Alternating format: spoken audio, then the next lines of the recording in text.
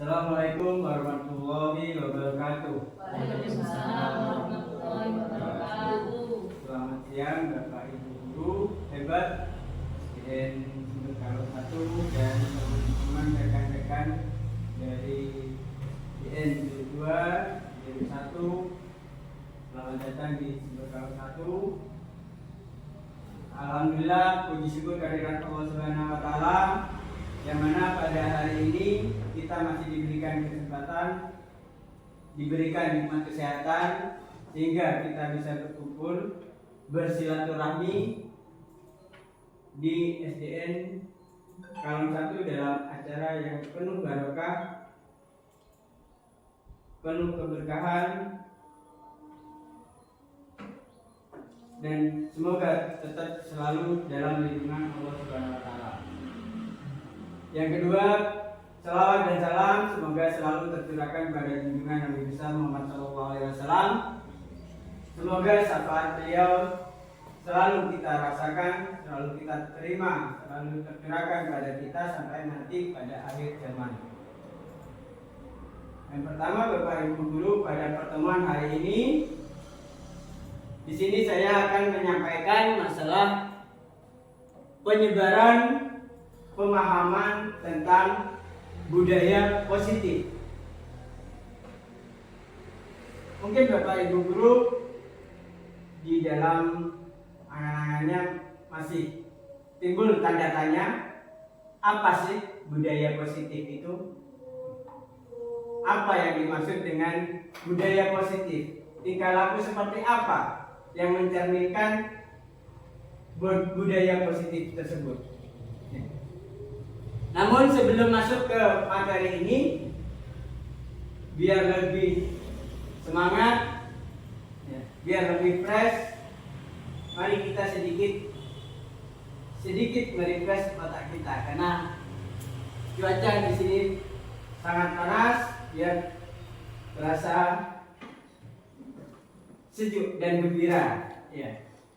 Terlebih lagi kita harus bahagia. Monggo Bapak Ibu berdiri dulu sebentar sejenak. Tujuan ini adalah untuk melatih konsentrasi kita, melatih konsentrasi kita. Di sini ada beberapa kata dalam bentuk nyanyian. Saya praktekkan dulu. Marina menari di atas menara. Jadi kalau Marina itu tandanya gini, menari seperti ini, di atas seperti ini, menara baru gini.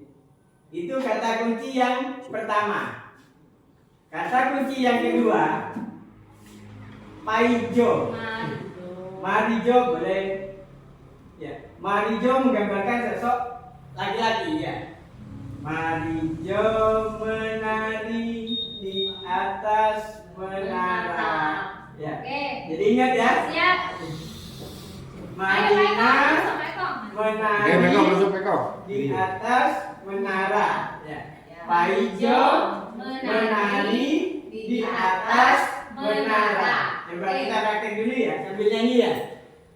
Marina menari di atas menara, Paijo menari di atas menara.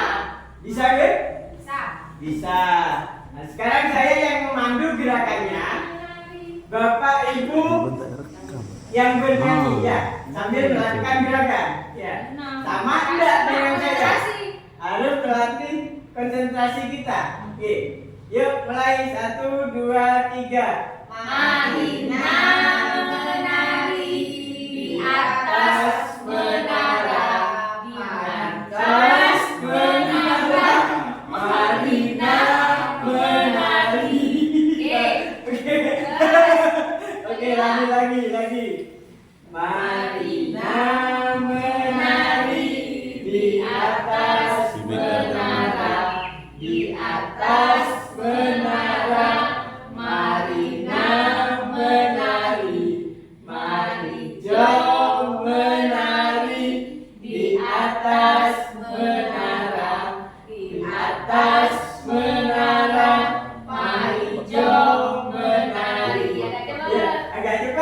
Oke. 1, 2, 3. Marilah menari di atas menara, di atas menara. Marilah menari, marilah menari di atas menara, di atas menara. Paijo menari. Sekarang konsentrasi penuh, ikuti tangan saya, ya. Oke, 1, 2, 3. Marilah menari di atas menara. Marilah menari di atas menara. Paijo menari di atas menara. Marilah menara. Paijo menari. Marilah menari di atas mari.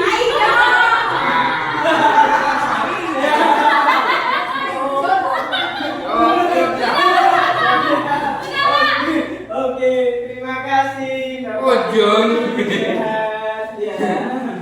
Ayo Pak Agus, masuk. Nah, sekarang pikiran kita sudah fresh, ya sudah bahagia. Barusan refleksi yang kita sampaikan adalah bagaimana kita memfokuskan perhatian kita, konsentrasi kita terhadap sebuah permainan. Itu bisa kita terapkan di kelas-kelas Bapak Ibu semua. Dirangsang, dimotivasi anak-anak supaya di dalam keadaan kelas itu bisa menjadi menyenangkan. Karena anak-anak belajar di sekolah, mereka yang dibutuhkan adalah kesenangan. Buat hati mereka gembira sebelum menerima materi. Oke. Sekarang masuk ke materi penerapan pengalaman budaya positif.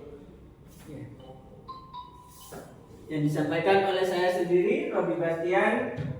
Saya di sini selaku CGP dari Kabupaten Jember angkatan ke-10. Lanjut. Nah, konsep dari inti budaya positif yaitu yang pertama, perubahan paradigma belajar. Perubahan paradigma belajar. Yang kedua, disiplin positif. Disiplin positif. Yang ketiga, nilai-nilai dari kebajikan. Yang keempat, kebutuhan dasar manusia. Setiap diri kita pasti punya kebutuhan. Begitu juga siswa kita. Yang kelima, motivasi perilaku manusia. Setiap tindakan manusia itu harus ada motivasinya. Untuk apa saya melakukan tindakan seperti ini? Pasti ada motivasinya di balik itu. Di balik setiap tindakan mereka pasti ada sebuah motivasi. Yang kelima adalah yang keenam adalah posisi kontrol seorang guru. Seperti yang kapan hari sudah saya sampaikan, 5 posisi kontrol seorang guru. Kita pada saat ini masuk ke dalam yang mana dari 5 posisi kontrol itu? Pembahasannya nanti dilanjut nanti nih. Yang ke-7, keyakinan kelas. Keyakinan kelas ini apa sih?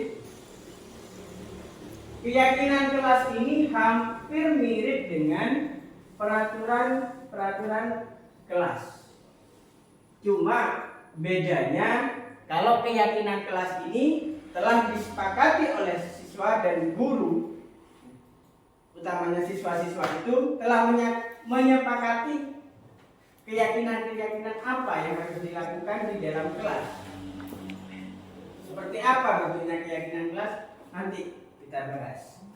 Yang terakhir, adalah segitiga restitusi. Duh, apalagi Pak segitiga restitusi? Ya. Oke, lanjut. Nah, seperti di judul tadi, budaya positif. Menurut Ki Hajar Dewantoro, budaya positif atau ekosistem positif adalah kita ambil contoh perbandingan dengan hidup tumbuh-tumbuhan seorang petani. Dalam hakikatnya sama kewajiban dengan seorang pendidik. Jadi petani itu hampir sama dengan seorang pendidik. Hampir. Cuma bedanya kalau kita seorang pendidik itu menuntun seorang siswa, ya. Sedangkan petani yang dituntun adalah padi, tanaman. Yang menanam padi misalnya seorang petani hanya dapat menuntun tumbuhnya padi atau tanaman lain, misalkan di sini. Ia dapat memperbaiki kondisi tanah. Jadi sebelum padi itu ditanam, pastilah tanah itu akan dikondisikan dulu, diperbaiki sama seorang petani. Memelihara tanaman padi. Jadi tidak mungkin kita seorang petani itu setelah menanam padi ditinggal begitu saja tanpa diberi pupuk atau sebagainya, atau dirawat. Membasmi ulat-ulat atau jamur yang mengganggu hidup tanaman padi dan lain sebagainya. Itulah kinerja dari seorang petani yang dinilai oleh Ki Hajar Dewantoro hampir mirip dengan perilaku seorang pendidik.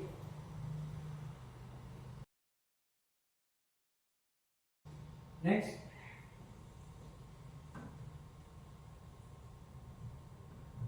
Pembelajaran dengan paradigma baru.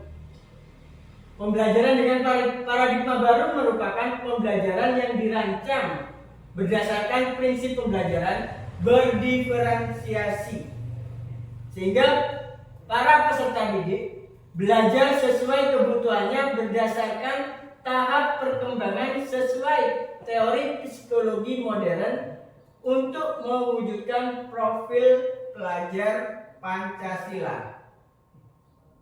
Jadi kalau paradigma lama, pembelajaran tersebut, pembelajaran itu menganut sistem teacher center. Jadi semua materi, semua ilmu itu sumbernya dari seorang guru, yang antara lain dengan menggunakan metode ceramah.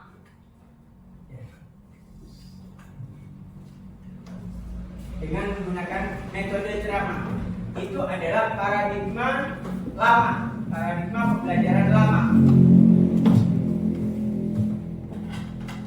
Nah, gimana Pak sekarang Pak untuk paradigma baru pembelajarannya? Di kurikulum Merdeka kita tidak bisa memakai seperti itu, metode ceramah terus tidak bisa. Di kurikulum Merdeka ada sebuah tagline, ya. Di situ disebutkan merdeka belajar atau belajar merdeka. Cuma dibalik, merdeka belajar atau belajar merdeka. Menurut Bapak Ibu, apa perbedaannya antara merdeka belajar dengan belajar merdeka? Merdeka belajar. Berarti anak-anak bebas untuk belajar. Oke. Apa yang mereka inginkan? Kalau belajar merdeka, bebas melakukan sesuatu yang diinginkan. Mungkin seperti itu. Merdeka belajar di sebuah pembelajaran itu, di sebuah pembelajaran di dalam kelas, kita istilahnya menghamba pada seorang murid. Jadi mereka, seorang murid itu, murid-murid kita, mereka merdeka untuk belajar. Jadi motivasi dari mereka sendiri pembelajarannya. Terus seorang guru ada sebagai apa, Pak? Seorang guru dalam pembelajaran itu adalah sebagai fasilitator, pembimbing, pelayan siswa. Jadi kalau siswa tersebut kesulitan dalam menerima materi, mencari materi, ya, kita yang membimbing mereka supaya bisa mengerti tentang materi yang ada di buku. Beda halnya dengan belajar merdeka.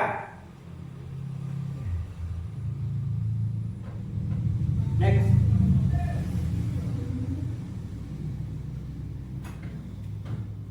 Miskonsepsi tentang teori kontrol. Ilusi bahwa guru mengontrol siswa. Ya. Ilusi bahwa seorang guru itu bisa mengontrol siswa. Semua perilaku mempunyai tujuan, bahkan untuk perilaku yang tidak disukai. Untuk itu, pada dasarnya guru tidak dapat memaksakan siswa untuk berbuat sesuatu. Jadi kita tidak bisa memaksakan seorang siswa kita untuk mencontoh hal baik, utamanya seperti kita, seorang figur jadi guru, murid kita dipaksakan untuk menjadi seperti kita. Tidak bisa. Biarkan mereka menjadi diri mereka sendiri. Kita tidak boleh memaksakan kehendak kamu harus bisa menjadi seperti Pak Guru. Tidak bisa. Yang kedua, ilusi bahwa semua penguatan positif efektif untuk bermanfaat. Belum tentu. Seorang anak yang kita nasihati, kita motivasi, itu bisa bermanfaat bagi dia. Jangan-jangan nanti motivasi yang kita berikan itu bertentangan dengan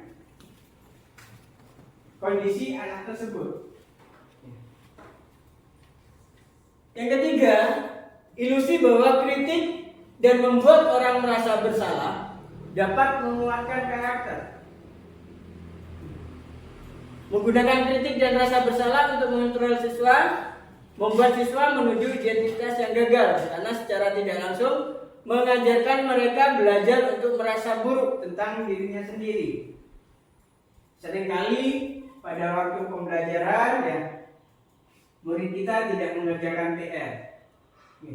Sering. Itu biasanya bapak ibu guru langsung menjudge mereka, kamu malas, kamu tidak niat sekolah. Itu kita salah dalam seperti itu, mengambil tindakan seperti itu ya.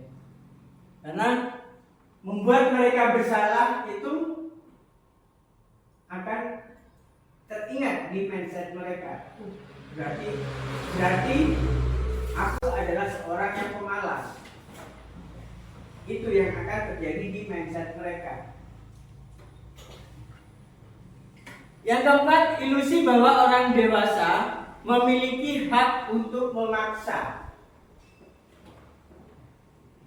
Baik di keluarga, di sekolah, karena kita sebagai guru, ya, kita mempunyai hak untuk memaksakan seorang siswa untuk berbuat selalu benar. Ya. Pokoknya aturan ini harus dilakukan oleh siswa. Tidak bisa. Nah, mengubah paradigma stimulus respon ke pendekatan teori kontrol. Di sini stimulus kontrol biasanya yang selalu kita lakukan. Contohnya, merasa bahwa kebutuhan kita sama antara bapak ibu guru dengan siswa. itu mempunyai kebutuhan yang sama, yaitu belajar. Itu kurang tepat, karena realitanya seorang anak itu mempunyai kebutuhan yang berbeda dengan kita. Oke, belajar sama, kita di sekolah itu belajar, tapi kebutuhan mereka apa? Belajar dengan rasa yang menyenangkan, mereka bahagia, ya, gembira. Itu yang mereka butuhkan. Semua orang melihat hal yang sama, beda dengan murid kita. Ya. Pandangan mereka tidak akan sama, karena dunia mereka adalah dunia bermain. Ya. Pokoknya di sekolah aku akan bermain. Itu pandangan mereka. Kita mencoba mengubah orang agar berpandangan sama dengan kita. Teori kontrolnya kita berusaha memahami, ya, pahami pandangan murid-murid kita.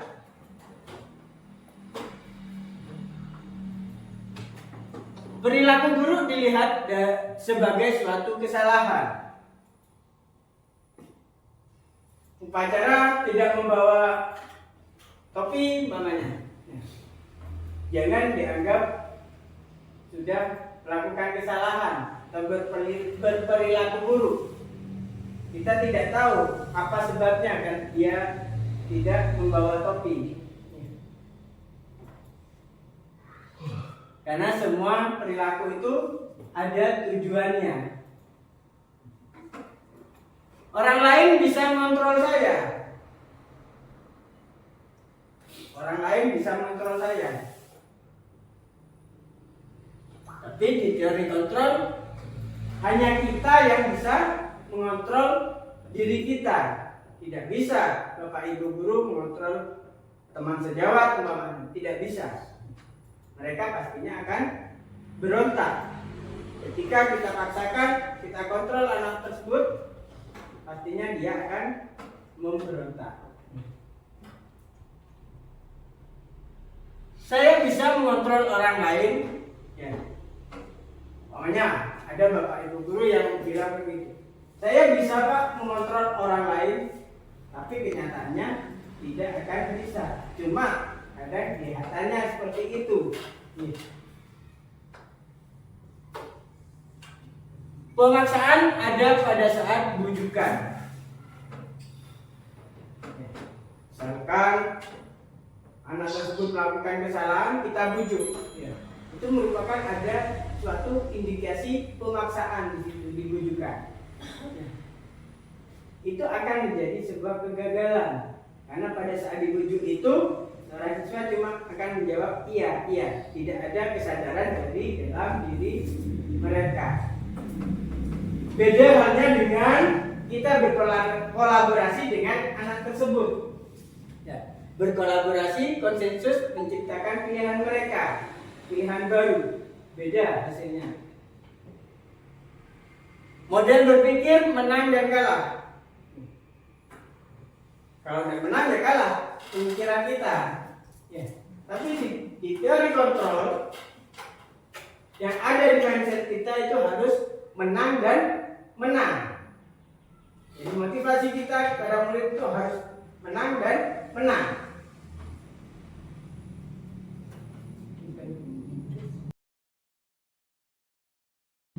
Next. Sekarang kita menjadi disiplin positif. Kata disiplin berasal dari bahasa Latin, yaitu disiplina, yang artinya belajar. Disiplin mengacu pada disiplin diri yang memiliki tanggung jawab terhadap apa yang dilakukan berdasarkan nilai-nilai yang diyakini.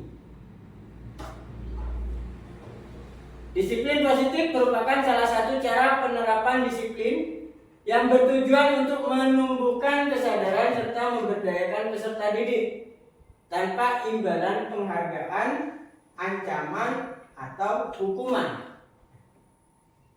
Sebagai pendidik, tujuan kita adalah menciptakan seorang peserta didik yang memiliki disiplin diri sehingga mereka berperilaku mengacu nilai-nilai kebajikan universal dan memiliki motivasi intrinsik dalam perubahan perilaku yang lebih baik. Jadi harapan kita, siswa-siswa kita disiplin ini tumbuh dari dalam diri mereka sendiri, kesadaran mereka. Mereka menjadi sadar untuk bisa berbuat disiplin, bukan dengan ancaman atau hukuman. Tapi kalau mereka disiplin karena adanya ancaman dan hukuman, itu efek jerahnya akan temporer, akan sebentar.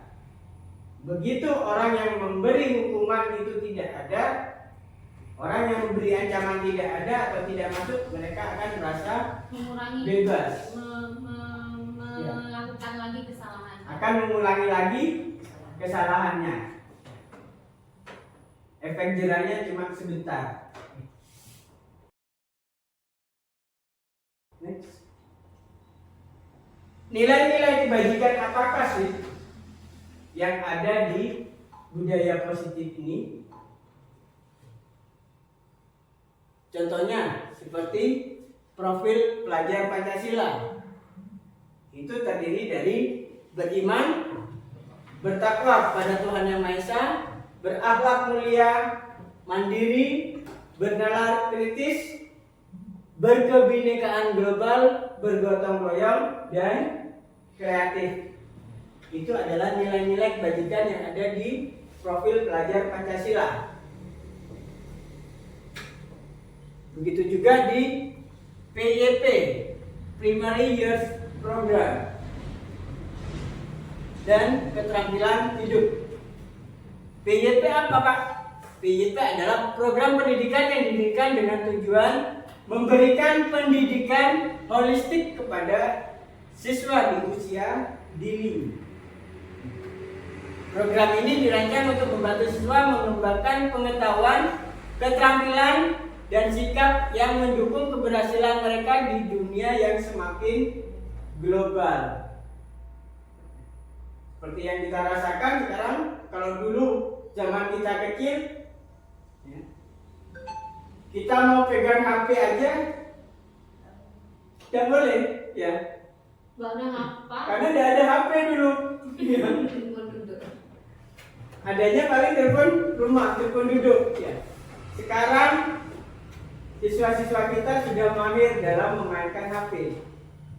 Bahkan orang tua itu insya Allah kalah dengan anak-anak kita. Tanpa kita sadari itu.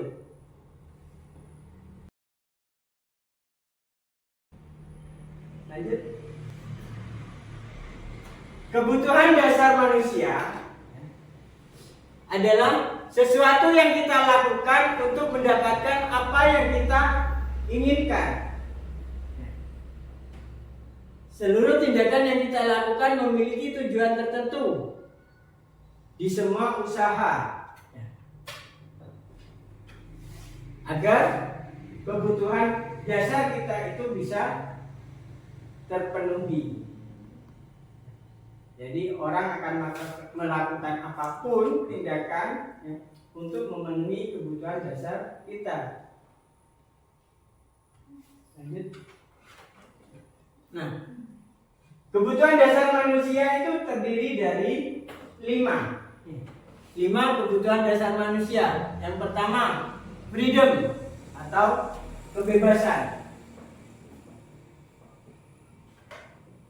Kebebasan itu memiliki indikator adalah mandiri, memiliki pilihan, mencoba hal baru, mampu mengendalikan diri. Jadi pada usia anak-anak murid-murid kita sekarang, mereka kebanyakan mempunyai kebutuhan adalah freedom atau kebebasan. Mereka ingin merasa bebas. Kesenangan. Nah, bermain, bercanda, ya, tertawa, penguasaan, harga diri, keinginan untuk dianggap, memimpin, berprestasi, dan diakui. Kasih sayang, rasa ingin diterimakan, dipedulikan sama teman, ya. Berbagi, kerjasama, menjadi kelompok, bagian dari kelompok, dan bertahan hidup dari makanan, pakaian, tempat tinggal, keamanan, dan kesehatan.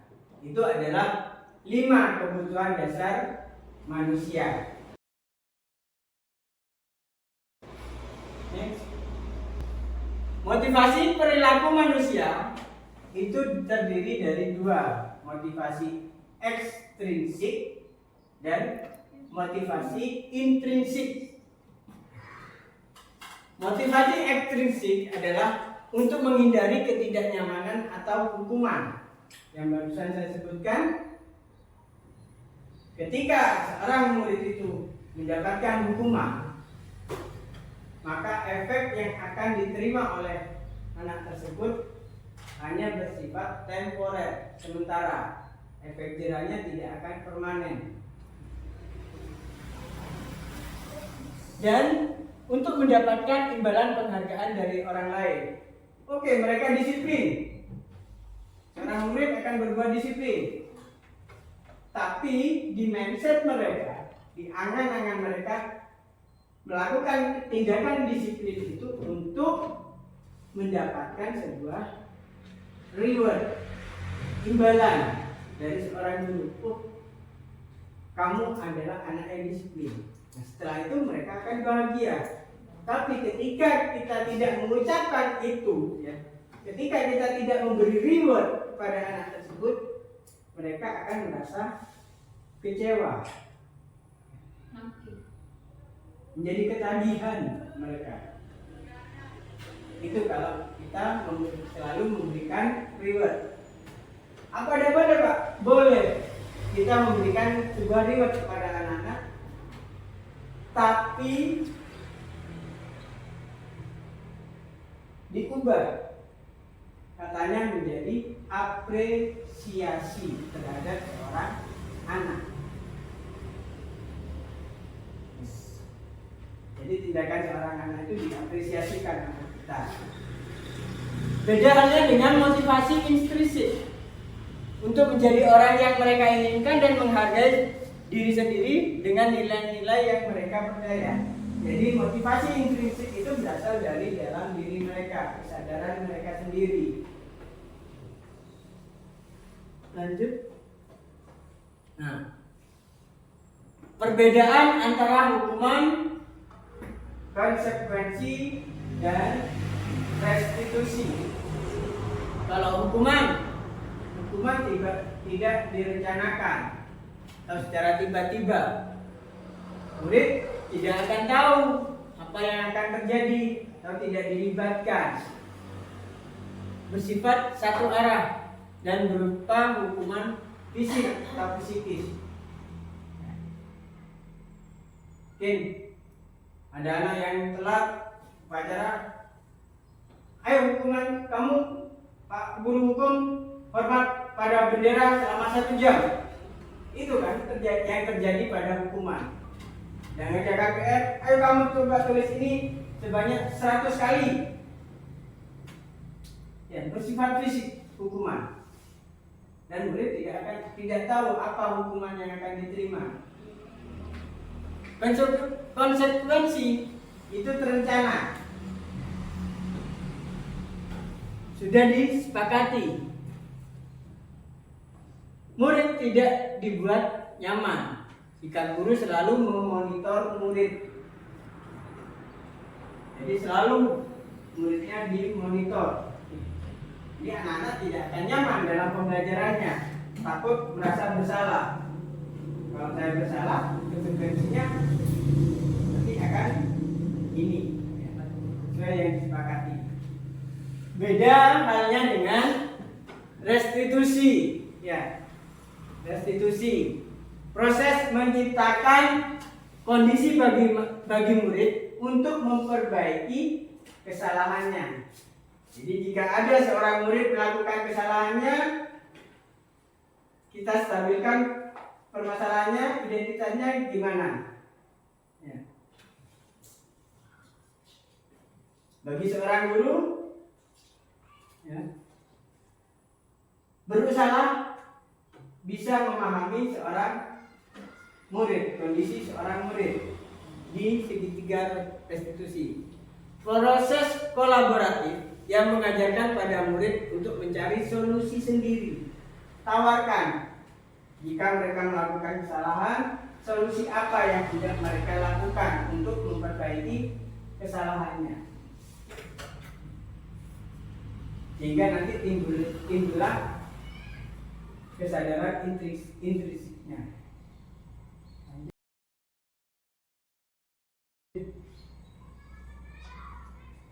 5 posisi kontrol seorang guru. Yang pertama, penghukum, pembuat rasa bersalah, teman, pemantau, dan yang tertinggi adalah dari seorang manajer. Nah, sekarang Bapak Ibu, saya tanya, ya. Menurut Bapak Ibu sekarang ini, di posisi manakah Bapak Ibu sekarang? Posisi kontrol. Lebih pada teman. Lebih pada teman. Sering membuat merasa bersalah. Sering membuat rasa bersalah. Mungkin ada yang lain yang Pemantau dan penghukum. Iya, benar. Penghukum Pak, bukan. Pemantau dan penghukum. Iya. Lebih pada penghukum teman dan membuat rasa bersalah aku. Ada yang penghukum, ya. Ada yang teman, pemantau dan membuat rasa bersalah. Berarti belum ada yang manajer. Belum ada yang menginjak ke posisi manajer. Ya. Apa sifat penghukum itu? Nah, tanpa kita sadari, ya. Seperti yang saya katakan tadi, ketika ada seorang siswa kita tidak mengerjakan PR, ya. Ketika ada seorang siswa tidak mengerjakan PR, kita cenderung langsung menjudge mereka. Ayo sekarang kamu mengerjakan PR di luar. Ya. Atau kalau tidak, kamu tulis ini sebanyak 100 kali. Ya. Benar kan? Ya, benar. Iya, benar. Itu kebanyakan dari posisi penghukum. Nah, pembuat rasa bersalah.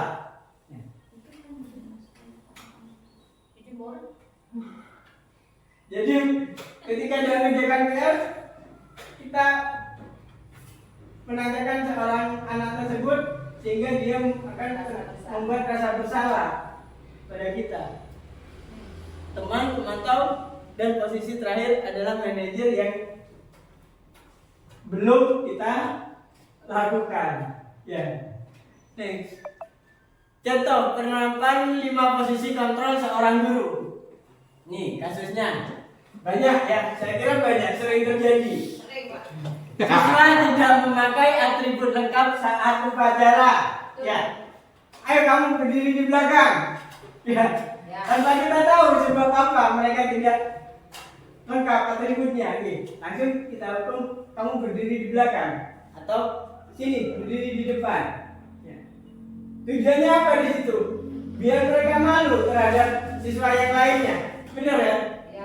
Berarti kita di posisi pembuat rasa Penghukum dan pembuat rasa bersalah. Iya. Ini hormat kepada bendera selama 1 jam. Hukumannya hormat terus. Kasihan Bapak Ibu. Iya. Seandainya kita, seandainya kita disuruh kayak gitu, ngelongso ya di sini ya. Oh, aku kok gini. Iya, benar. Berapa kali sih nak, ibu bapak harus beritahu kamu, tetapi kamu selalu membuat bapak ibu kecewa. Ya. Mereka akan merasa bersalah pada mereka. Efeknya, efek jerahnya tidak akan temporer. Ketika selesai Senin lagi, dia tidak akan bawa lagi. Ya, mengulangi lagi kesalahannya. Iya. Next. Nah, sebagai teman, Bapak Ibu misalkan bilang, ayo dong ikuti aturan sekolah. Ya. Tolong Bapak Ibu sekali ini saja ya. Lain kali jangan berbuat seperti ini. Kita bicaranya agak lembut sudah ke siswa. Sebagai teman. Tapi mereka akan kecanduan pada kita. Ya. Karena sudah merasa sebagai teman, ya, bukan lagi sebagai Bapak Ibu guru, ya. Mereka akan timbul kecanduan. Ketika kita tidak ada, mereka akan mencari kemana Bapak itu. Ya. Dan cenderung itu nanti akan terulang lagi kesalahan seperti itu. Pemantau, kamu sudah melanggar peraturan sekolah berapa kali? Kamu tahu konsekuensinya kan? Itu adalah kata-kata dari seorang pemantau. Jadi dia akan memantau terus seorang siswa yang melakukan kesalahan.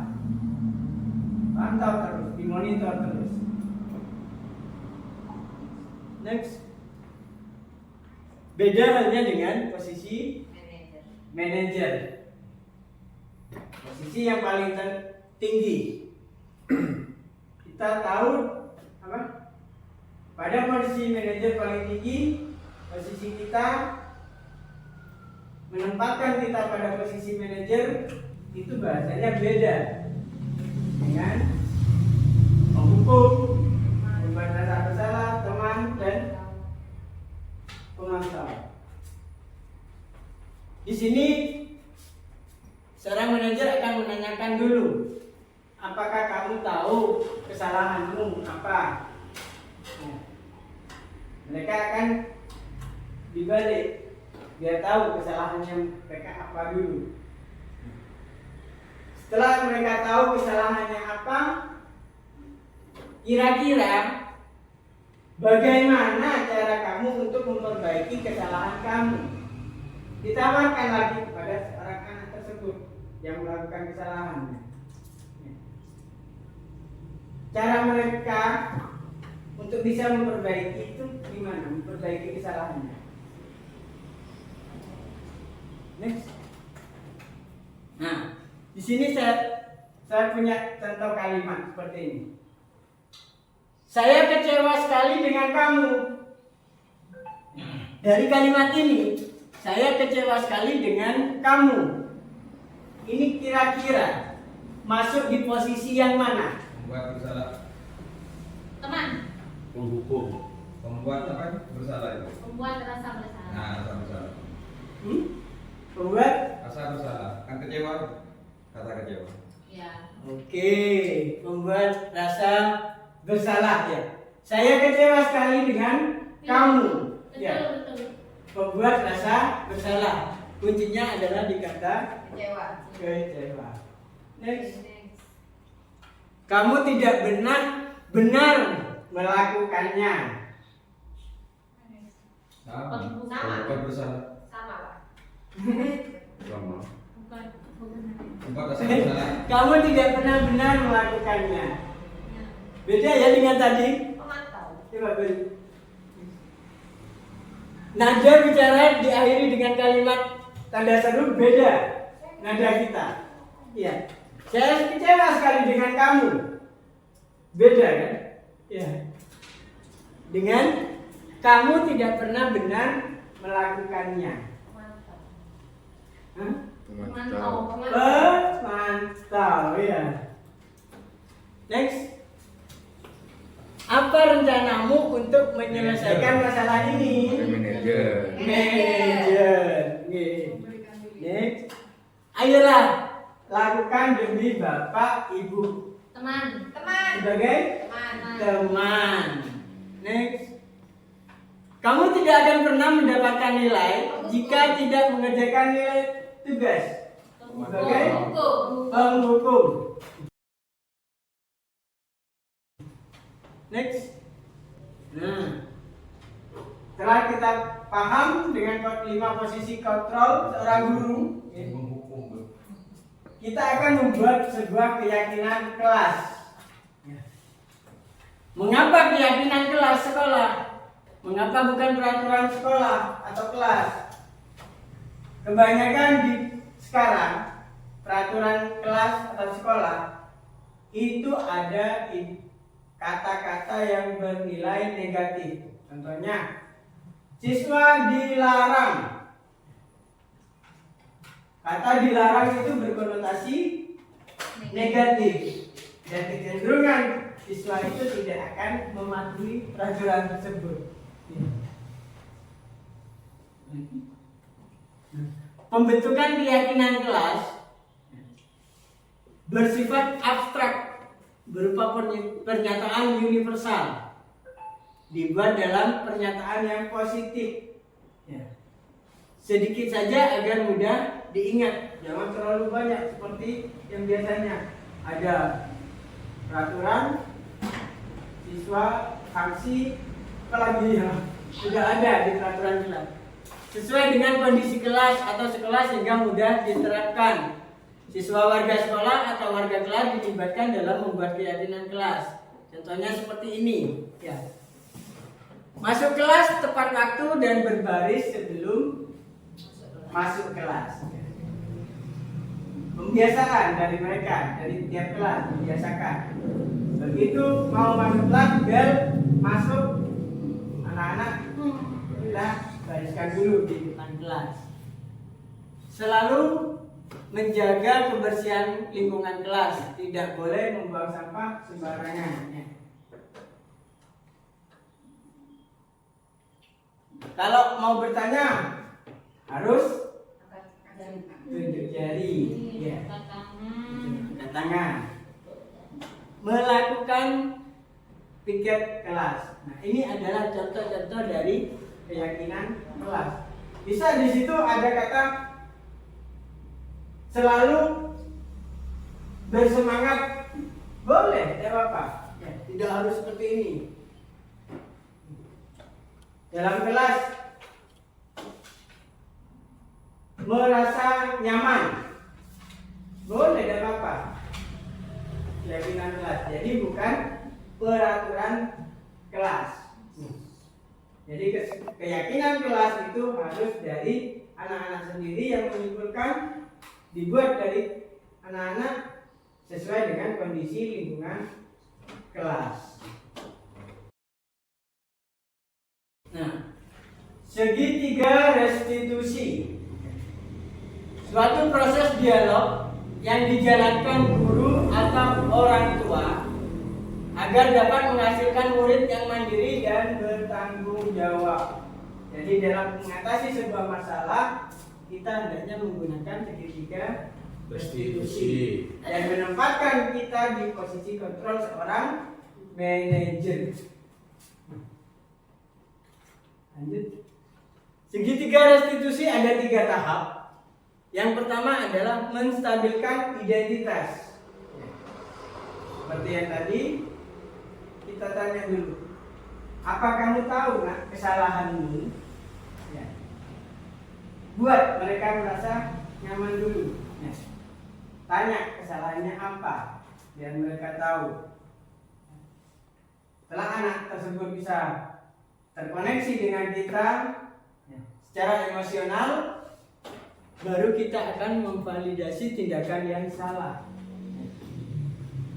Dari validasi tindakan yang salah ini, kita akan menuju ke keyakinan kelas. Lanjut. Nah, ini apa sih menstabilkan identitas itu? Berdasarkan prinsip, membuat kesalahan adalah bagian dari proses pembelajaran. Jadi menstabilkan identitas itu kita harus bisa menyatu dengan anak tersebut. Secara emosional kita bisa terkoneksi. Ya. Misalkan Bapak Ibu, berbuat kesalahan itu adalah suatu hal yang wajar. Bapak Ibu guru juga pernah melakukan kesalahan. Ya. Di sini Bapak guru atau Ibu guru tidak mau mencari siapa yang salah, tapi cari solusi untuk mengatasi permasalahannya, ya, atau kesalahan itu. Kamu berhak merasa seperti itu. Dengan kalimat-kalimat ini diharapkan siswa itu sudah terkoneksi secara emosional dengan kita, hingga mereka akan mengakui kesalahannya.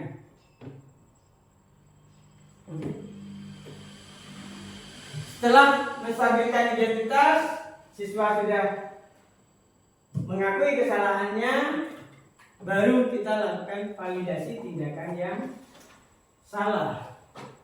Berdasarkan prinsip setiap perilaku berupaya memenuhi suatu kebutuhan tertentu. Jadi anak nakal, anak yang selalu rame, anak yang selalu jahil, itu belum tentu kita judge mereka adalah seorang anak yang nakal, belum tentu. Bisa jadi mereka untuk memenuhi kebutuhan 5 dasar kebutuhan manusia. Ya. Misalkan ada si Andi dengan si Agus. Ya. Si Andi nakal terus, ya, menggoda si Agus. Dia merasa dengan dia jahil, inginnya si Andi ini akan diperhatikan oleh guru. Ingin diterima, ingin memperoleh kasih sayang dari seorang guru. Makanya dia akan berbuat seperti itu. Kamu pasti punya alasan mengapa hal itu. Tanyakan itunya. Padahal kamu bisa melakukan yang lebih buruk dari ini. Bukan cuma jahil ya, mukul bisa. Next. Nah, setelah itu ya, dengan seorang guru, baru kita menanyakan keyakinan kelas. Berdasarkan prinsip teori kontrol bahwa pada dasarnya kita termotivasi secara intrinsik. Ya. Sadarkan mereka dengan keyakinan kelas. Ya. Nilai-nilai apa yang telah disepakati di kelas. Terus seperti apa gambaran sebuah kelas yang ideal menurut kamu? Dan kamu ingin menjadi seperti apa? Lanjut. Penutup. Dalam penerapan program disiplin positif, hendaknya guru memiliki standar kepribadian profesional dan sosial yang baik, di mana guru mampu merefleksikan dirinya dalam posisi kontrol saat ini. Bagaimana perjalanan dirinya sebagai among atau manajer yang akan menuntun murid-muridnya menjadi insan yang mandiri, merdeka, dan bertanggung jawab. Jadi marilah kita setelah kita mempelajari budaya positif ini, kita rubah perilaku kita, ya, diterapkan di kelas kita, bimbing anak-anak kita menjadi yang lebih baik. Jangan lagi kita ada di posisi sebagai penghukum atau pembuat rasa bersalah, ya. Jangan, hindari itu. Terus yang terpenting lagi adalah keyakinan kelas itu harus terbentuk.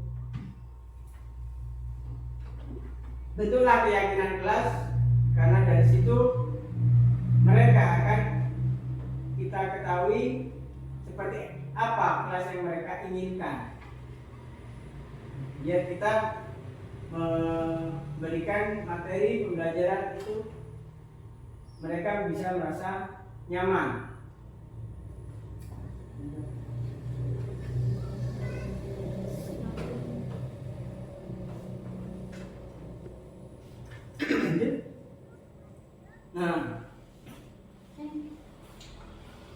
Demikian penyampaian atau pemaparan dari saya tentang budaya positif. Semoga Bapak Ibu guru-guru hebat semua bisa memahami dan bisa menerapkan di lingkungan kelas atau sekolah. Harapan kita adalah menciptakan seorang murid menjadi insan yang berguna bagi nusa dan bangsa. Wabillahi taufiq wal hidayah. Assalamualaikum warahmatullahi wabarakatuh. Waalaikumsalam warahmatullahi wabarakatuh.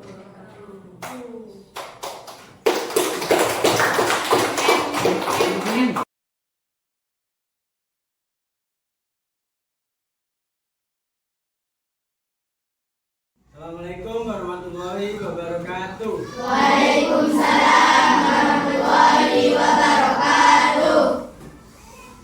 Selamat pagi anak-anak. Pagi, yes, luar biasa. Kurang kompak. Udah makan atau belum? Masih lemas ya. Lagi. Selamat pagi. Pagi, yes, luar biasa. Terima kasih ya. Gimana keadaannya sekarang? Sehat? Sehat. Ya. Selalu bersemangat untuk sekolah. Sudah sarapan? Sudah. Sudah mandi? Sudah. Ya, kalau sudah sarapan, sudah mandi, tentunya di sekolah juga fokus ya? Ya. Benar, sudah fokus? Benar. Nah, coba Pak Robi pingin ngetes fokusnya kalian ya. Ketika Pak Robi menyebutkan pagi, ya, itu tentunya satu kali, ya. Pagi satu kali, ya. Siang dua kali, ya. Sore tidak tepuk, ya. Sore tidak tepuk, benar? Malam tidur, gini ya.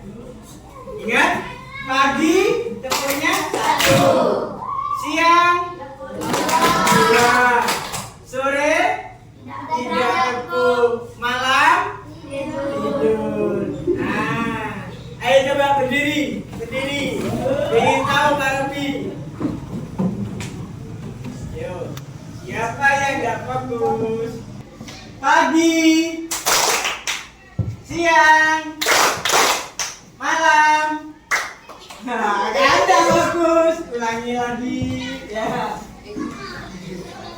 Pagi, siang, sore. Ingat, ayo harus fokus, ya. Harus fokus. Kita mulai fokus, ya. Fokus. Pagi, malam, siang, pagi, sore. Ya sudah, terima kasih, silakan duduk. Pada hari ini tentunya kalian bertanya ya, kenapa Pak Robi masuk di kelas 5? Ya, ada apa Pak? Ya, ada apa-apa. Kan bermain sebentar ya. Robi. Nah, ini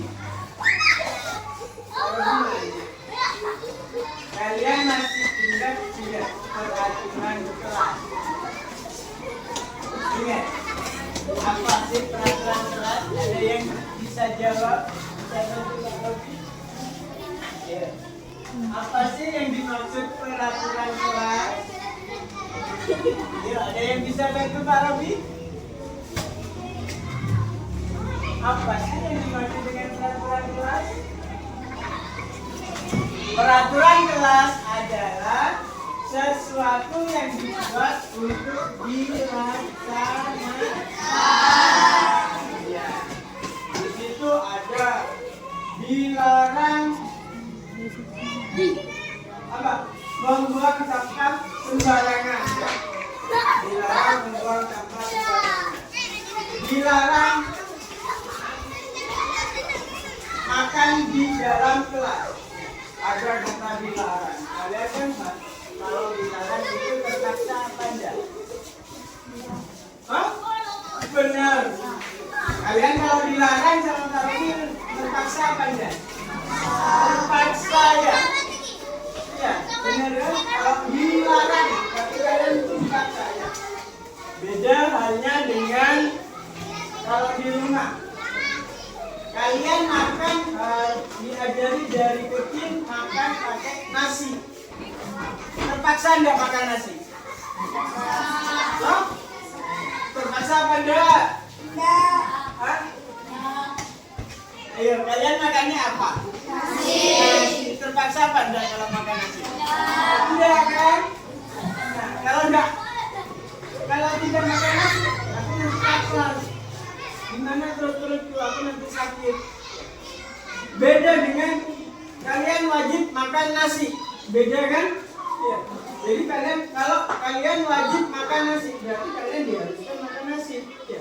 Tapi kalau kalian dari kecil sudah makan nasi, diajari makan nasi, itu tumbuh keyakinan di dalam diri kalian bahwa kalau kalian tidak makan nasi, nanti menjadilah lapar. Nah, itu perbedaannya antara peraturan kelas dengan keyakinan kita.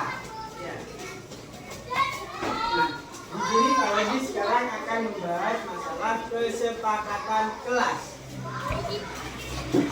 Apa sih kesepakatan kelas itu? Ada yang bisa bantu? Ayo, apa sih kesepakatan kelas? Hah? Apa? Bisa? Hah? Kenapa? Kesepakatan kelas adalah sebuah kesepakatan yang dibuat sesuai dengan keinginan kita. Jadi di kelas ini kita tidak akan lagi memakai peraturan. Tidak akan memakai peraturan. Peraturan kelas tidak akan dipakai. Yang dipakai itu adalah kesepakatan kelas. Ya. Maksudnya apa? Kesepakatan kelas. Kesepakatan kelas tidak boleh dengan kata tidak boleh. Tidak boleh. Dilarang. Tidak boleh. Kesepakatan kelas itu harus muncul dari diri kalian. Misalkan membersihkan kelas, jadi itu timbul dari diri kalian sendiri. Ya. Aku punya kewajiban membersihkan kelas. Itu kesepakatan itu. Dari situ kalian akan timbul keyakinan bahwa kelas kalian itu kalian akan merasa malu sendiri. Ya. Paham? Bedanya antara peraturan dengan kesepakatan kelas? Paham? Nah, sekarang Pak Robi ingin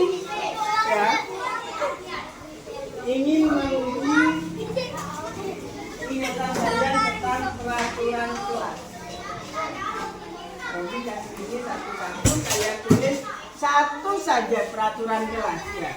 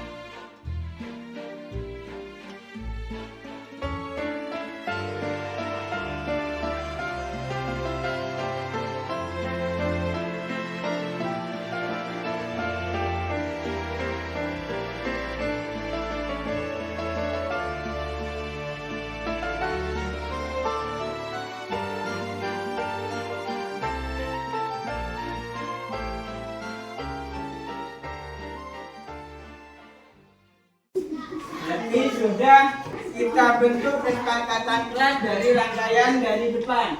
Dari peraturan kelas kita turunkan menjadi kesepakatan kelas. Ya. Dari kesepakatan kelas kita tahu nilai-nilai kebajikan itu apa, kegiatan yang tampak dan tidak tampaknya apa. Ya, ternyata di sini yang dibutuhkan kalian adalah kelas yang bersih agar suasana belajar menjadi nyaman. Ya. Itu kesepakatan kalian ya. Jadi kalau nanti kelasnya menjadi kotor, yang bertanggung jawab adalah kalian sendiri ya. Karena itu adalah kesepakatan dari kalian. Jadi usahakan untuk kelas kalian ya menjadi bersih. Ya perhatikan pagi. Ya. Pagi, siang, sore, malam, pagi, sore. Tetap berambut ya. Nah, demikian anak-anak yang dapat Pak Robi sampaikan tentang kesepakatan kelas ya. Semoga dengan kesepakatan ini kalian bisa melaksanakan dengan sebaik-baiknya ya. Terima kasih. Wabillahi taufiq wal hidayah. Wassalamualaikum warahmatullahi wabarakatuh. Waalaikumsalam warahmatullahi wabarakatuh.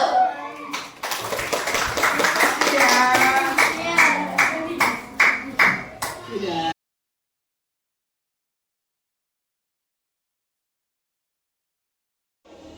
Assalamualaikum Frensa.